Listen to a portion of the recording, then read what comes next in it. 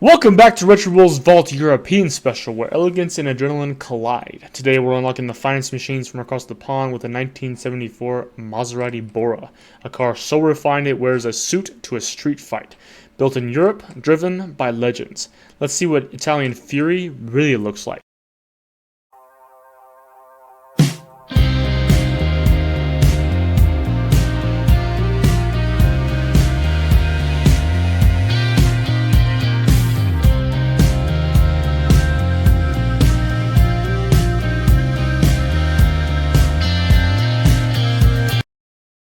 Here's a fun twist in the Bora story. Maserati wasn't flying solo when they built this mid-engine marvel. Citroën had gained a controlling interest in Maserati in 1968, and suddenly Italian flair met French hydraulic wizardry.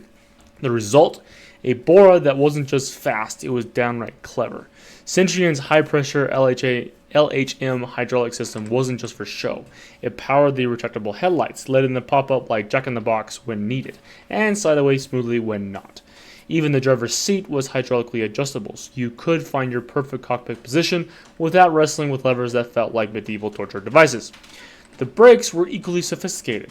Ventilated discs on the main circuit were hydraulically actuated, giving the Bora stopping power that could politely but firmly remind you who's boss if you ever got a little overzealous with that 320 horsepower V8. It was a marriage of Italian passion and French ingenuity, and it worked surprisingly well, like espresso with a hint of cognac.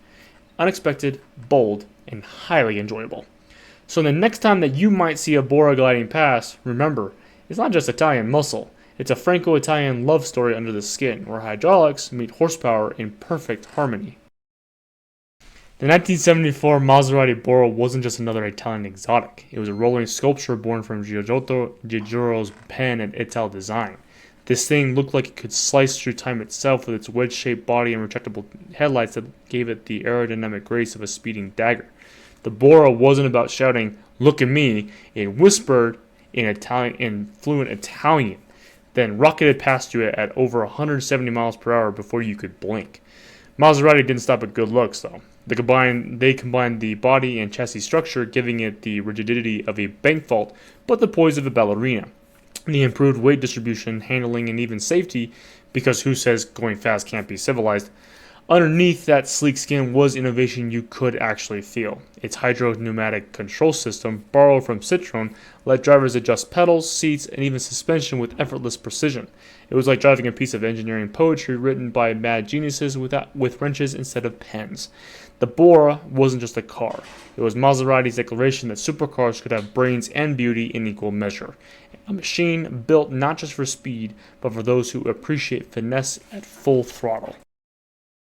Beneath that sleek Italian skin of the 74 Bora lurked a 4.9-liter V8, 90 degrees of pure mechanical mischief. This wasn't your average V8, it was a 4,930cc masterpiece, hand-built to turn gasoline into an opera.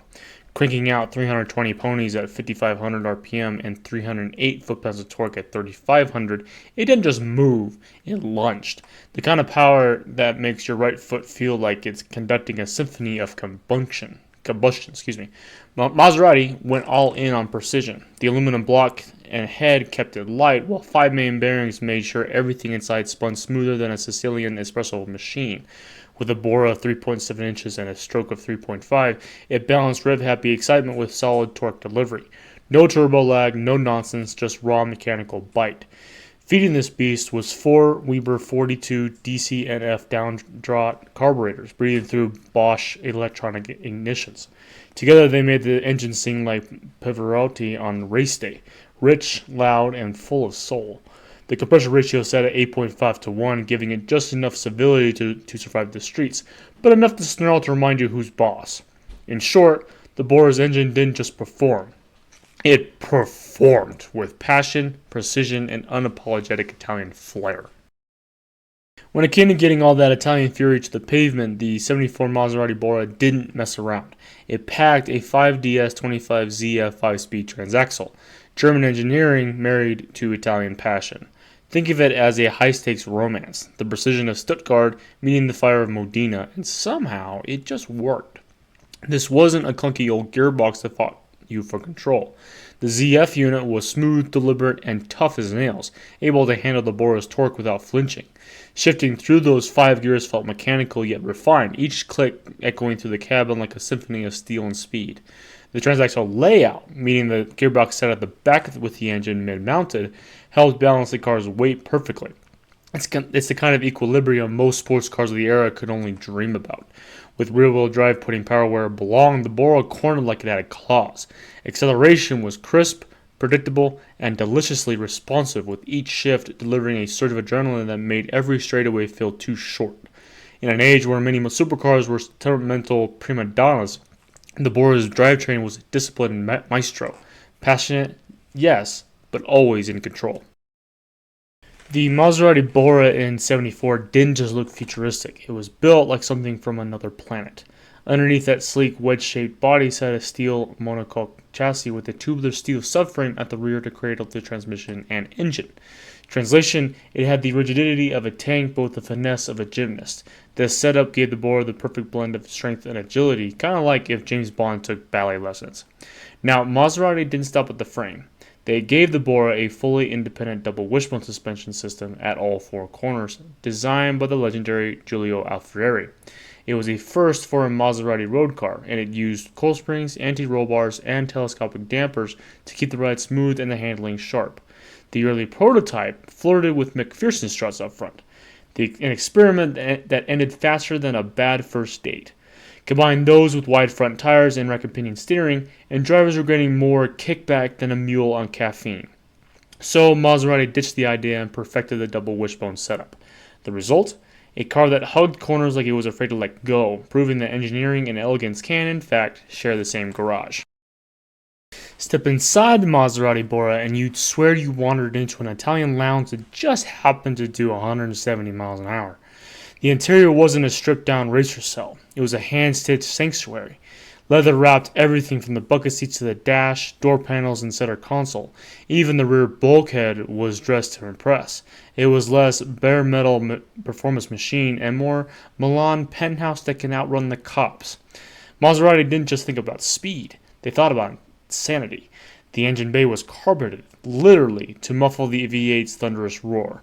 It's like putting a rug under a lion and asking it to purr. The result? A surprisingly quiet cabin for something capable of rearranging your internal organs under acceleration. Creature comforts weren't forgotten either. Air conditioning came standard because even Italian drivers sweat, and electric windows meant you didn't have to crank your way to fresh air. The layout was simple but driver-focused, with clear gauges and easy to reach to every control. Proof Maserati wanted you to feel in command, not just along for the ride. The Bora's cabin was where performance met polish, a reminder that you could chase the horizon in luxury without leaving comfort behind. Power is nothing without control, and the '74 Bora made sure it had both. Out back sat a ZF limited slip differential, essentially the peacekeeper between the rear wheels. It kept the power balanced when you floored it, preventing one tire from screaming for mercy while the other just took the day off. Think of it as a referee in an Italian soccer match, firm, fair, and keeping everyone in line. The Bora rolled on 7.5 by 15-inch Capanalo light alloy wheels, the kind of rims that looked as good parked at a cafe as they did tearing up the autostrada.